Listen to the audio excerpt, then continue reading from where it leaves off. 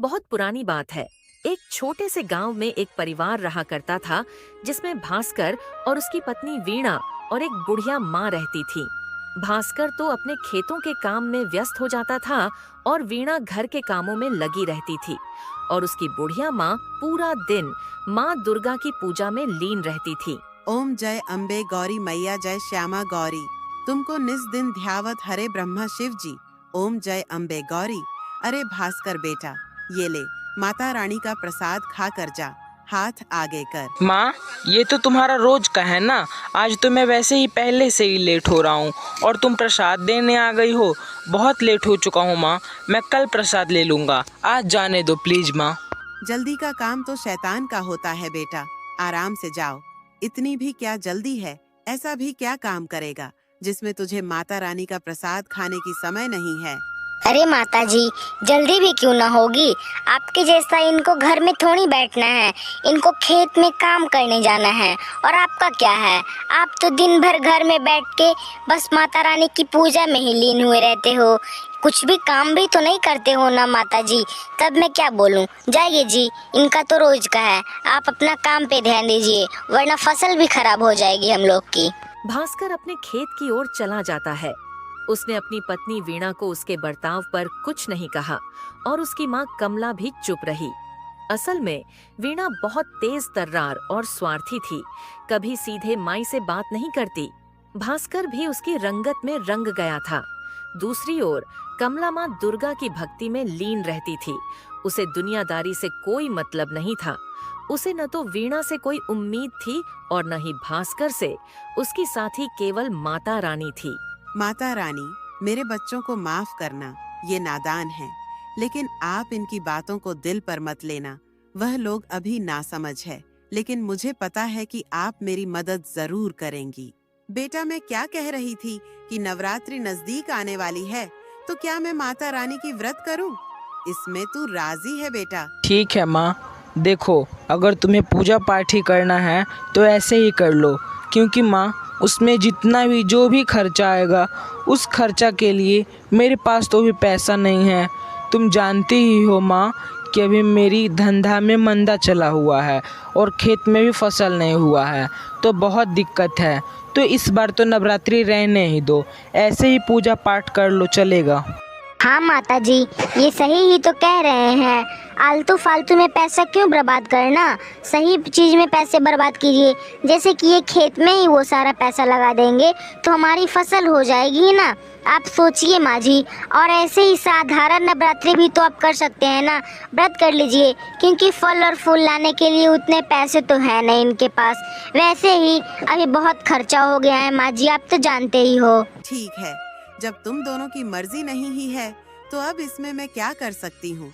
नवरात्रि में भी बस साधारण सी पूजा ही कर लूंगी, क्योंकि फल और फूल तो तुम लोग लाकर दोगे ही नहीं, तो साधारण पूजा ही करना पड़ेगा। नवरात्रि चालू भी हो गई, लेकिन कमला नवरात्रि में भी हर एक दिन के जैसा ही पूजा कर रही थी। कमला का तो मन था कि इस नवरात्रि में वह गांव में एक नया मंदिर की स्थापना करे, लेकिन वहां तो पूजा करने तक की अनुमति नहीं मिली, तो गांव में भव्य मंदिर की स्थापना कैसे होती। कमला ने अपने मन को मार लिया और नवरात्रि में साधारण सी पूजा करने लगी। माँ, क्या आप ये देख रहे हैं आपके भक्त के साथ कितना अत्याचार हो रहा है? कमला की बहू ना ही तो उसे चैन से जीने दे रही है, ना ही उसे अच्छा से खाना दे रही है, और ना ही उसे अच्छा से कपड़ा दे रही है। और अगर दे भी रही है तो बस उसे ताने, और उसे वीणा के चाल में भास्कर भी फंस गया है। भास्कर भी अपनी पत्नी वीणा को कुछ नहीं बोलना और अपनी माँ का अत्याचार को टाह बहटार कर देता है। अगर अभी आप कुछ कदम नहीं उठाएंगे तो कमला के साथ और भी गलत होगा। माँ, आप मेरी बात मानिए और कुछ कीजिए। माँ, कुछ कीजिए। हाँ शेरा, तुम सही ही कह रहे हो, मैं सब कुछ देख रही हूँ, पर किस्मत में जो लिखा है उसे तो मैं भी कुछ नहीं कर सकती। अभी कमला को दुख ही दुख लिखा है। मनुष्य को तो जरूरत हर समय होती है, लेकिन वह पूरा समय पर ही होता है। विधि के विधान में सभी का भाग्य लिखित है। तुम बस धैर्य रखो, आगे चलकर सब कुछ ठीक हो जाएगा। अजी क्या आपको पता है अपनी फसल ना इस बार बहुत अच्छी हो रही है, तो उसकी देखभाल के लिए किसी को तो खेत में रहना ही पड़ेगा ना जी। अरे हाँ, मैं तो रहता ही हूँ अपने खेत में। अब किसको रहना है? कितने लोग खेत में रहेंगे भाई? लो फिर से भूल गए ना, इसी हफ्ते मेरी भाई की शादी है तो वहीं पे चलना है। और मैंने तो अलग अलग रस्मों के लिए अलग अलग कपड़े भी खरीद लिए हैं। और आपका क्या है, आप तो हर चीज भूल ही जाते हो। तो मैं क्या कह रही थी कि खेत में तो माँ जी को भेज देते हैं और हम दोनों ना चलते हैं अपने मायके, क्योंकि इसी हफ्ते शादी है तो चलना तो जरूरी है ना। अरे वीणा, कहीं तुम पागल तो नहीं हो गई हो? माँ अभी बुढ़ी है और वो खेत में कैसे रह सकती है? पूरा दिन खेत में काम करेगी। तुम्हारा दिमाग तो खराब नहीं हो गया है? मैं नहीं जाने वाला मायके वायके। अगर तुम्हें जाना है तो तुम जा सकती हो बेफिक्र होके। मैं नहीं जाने वाला, मैं तो पहले ही मना कर देता हूँ। अजी आप ऐसा क्यों कर रहे हो? आप ही समझिए ना, वो मेरा इकलौता भाई है और मेरा भाई के साथ साथ आपका इकलौता साला भी तो है। आपको थोड़ी सी भी दया नहीं आ रही है क्या? प्लीज चलो ना जी, मैं आपकी बहुत आभारी रहूंगी। एक ही तो मेरा भाई है, उसमें भी आप मना कर रहे हो। बार बार थोड़ी शादी होती है, चलो ना। हाँ वीणा, ये बात भी तो तुम सही ही कह रही हो। वो मेरा इकलौता साला है, शादी में तो जाना जरूरी ही है। पर तुम ये भी तो समझ सकती हो कि माँ को खेत में कैसे भेज सकते हैं। बात को तो समझे। पर कोई बात नहीं, शादी में भी ज़रूरी ही है।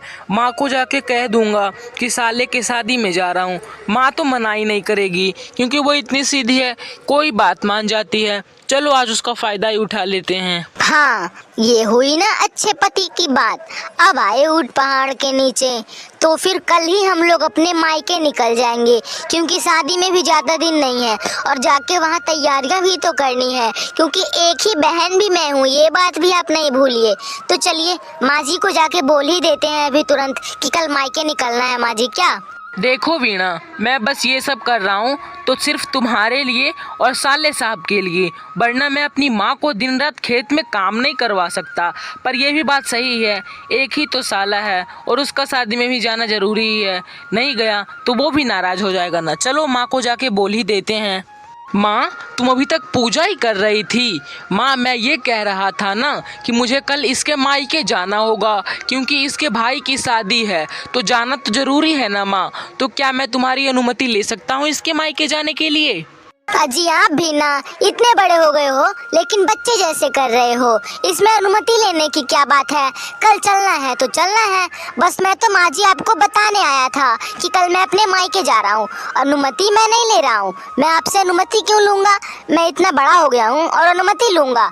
मेरा जब मन करेगा मैं तब जा सकता हूँ। ठीक है माँ जी, तो बस यही कहना था कि कल मैं अपने मायके जा रही हूँ इनको लेके।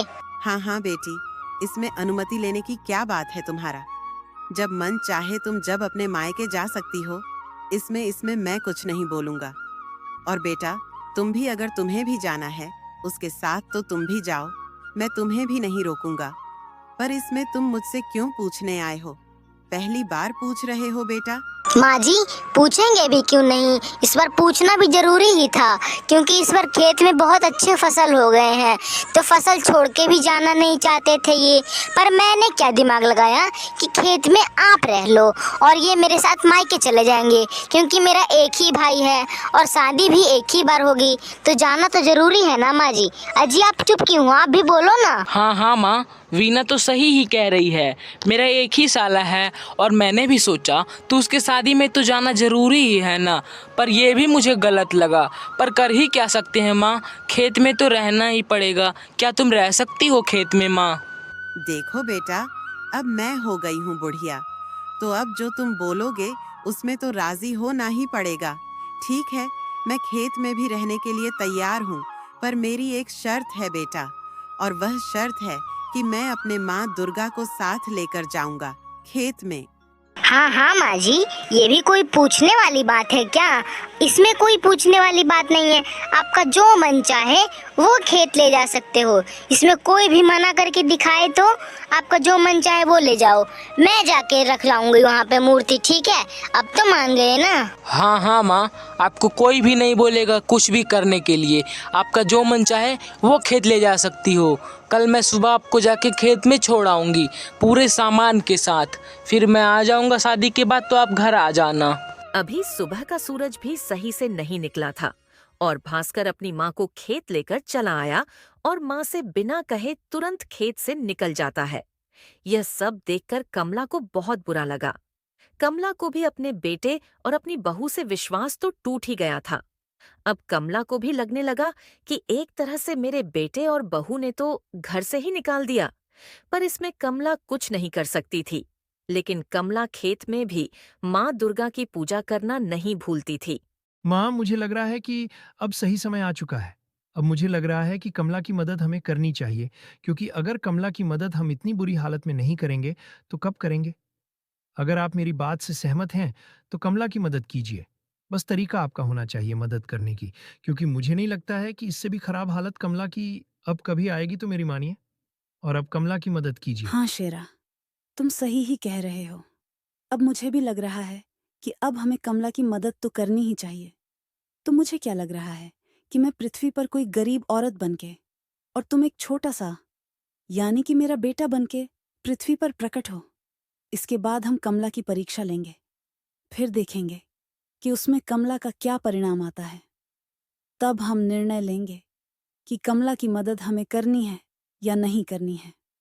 तो चलो, देर ही क्यों करना, चलो बिना समय गवाए पृथ्वी पर विराजमान होते हैं। माताजी, आपके पास कुछ खाने के लिए होगा, क्योंकि ये मेरा बेटा सुबह से ही कुछ नहीं खाया है। हो सके तो आप मेरे बेटे को कुछ खाने को दे दो। मैं आपकी बहुत आभारी रहूंगी। नहीं बेटी, मेरे पास खुद तो खाने के लिए कुछ नहीं है, तो मैं तुम्हें क्या दूं? यहाँ पर कुछ उम्मीद मत रखो, क्योंकि यहाँ पर तुम्हें कुछ भी नहीं मिलने वाला है। यहाँ से चली ही जाओ, उसी में तुम्हारा फायदा रहेगा। माँ जी, झूठ क्यों बोल रही हो? मैंने देखा है आपके खेत में कच्चे चने हैं। हाँ हाँ माँ जी, कोई बात नहीं है। आप मुझे कच्चे चने ही दे दो, उसी को खा लेगा मेरा बेटा। बेटी, लेकिन वह तो कच्चा चना है, और कच्चा चना तुम लेकर क्या करोगी? क्या तुम कच्चे चने खिलाओगी अपने बेटे को? क्या अगर तुम कहो तो यही कच्चे चने को मैं अपने चूल्हे पर पकाकर दे सकता हूँ। बेटी, ऐसे तो कच्चे चने में दूंगा नहीं। अच्छा ठीक है, जब आप इतना बोल ही रहे हो तो इसे पका ही दो। कमला तुरंत ही कच्चे चने को पका के खाने को दे देती है और खाने के बाद वे दोनों कमला से कहते हैं, कमला, मैं तो तुम्हारी परीक्षा ले रहा था और उस परीक्षा में तुम पास हो गई हो, लेकिन अब मैं तुम्हें कुछ भेंट के रूप में देना चाहता हूँ। अब तुम जो भी चाहोगी वो तुम कर पाओगी। मैं तुम्हारी भक्ति को देखकर प्रसन्न हुआ, इसीलिए मैं तुम्हें भेंट के रूप में यह वरदान दिया हूँ। आशा करता हूँ कि यह वरदान तुम्हें अच्छा लगा होगा। मुझे तो विश्वास नहीं हो रहा है कि आप मेरे सामने प्रकट हुए हैं, पर मुझे किसी वरदान की जरूरत नहीं है। मैं आपका दर्शन कर लिया, वही मेरे लिए बहुत है, और आगे भी मैं आपकी भक्ति में ही लीन रहूंगी। मुझे कोई भी वरदान से लोभ नहीं है, पर मैं आपके दिए हुए भेंट को ठुकरा भी नहीं सकता हूँ। मेरा तो भाग धन्य है कि मैंने आपकी दर्शन की। जय माता दी। इतना होने के बाद माँ दुर्गा वहां से विलीन हो जाती है और अब यह बात धीरे धीरे पूरे गांव में फैल गई कि कमला को वरदान मिला है कि वह कुछ भी कर सकती है, और ये बात उसके बहू को भी पता चल जाती है। बहू को तो छोड़ो, अब पूरे गांव वाले कमला को अपने घर में रखने के लिए तैयार हो जाते हैं। गांव वाले कमला से मिलते हैं। माँ जी, आप मेरे घर रहोगी क्या? बहुत इज्जत सत्कार दूंगी आपको। चलो तो मेरे घर, जो चीज खाने का मन होगा वो चीज दूंगी। बस आप एक बार मेरे घर तो चलो माँ जी, आपकी पूरी ख्वाहिश पूरी करूंगी। आप जो बोलोगे वो करूंगी। बस आप एक बार मेरे घर तो चल के देखो, ऐशो आराम की जिंदगी जियोगे माँ जी। चलो आप मेरे घर, बहुत इज्जत करूंगी आपकी, आपकी बहू से भी ज्यादा इज्जत करूंगी। एक बार घर तो चलो मेरे माँ जी, प्लीज माँ जी, चलो मेरे घर। नहीं बेटी, अब मैं कहीं नहीं जाऊंगी, क्योंकि मुझे सबसे अलग जगह ही अब अच्छा लगने लगा है। अब मैं किसी पर बोझ बनकर नहीं रहना चाहती। खुद की जिंदगी खुद जीऊंगी। अब मैं किसी के ऊपर निर्भर नहीं रहूंगी। अब मैं नहीं जाने वाली।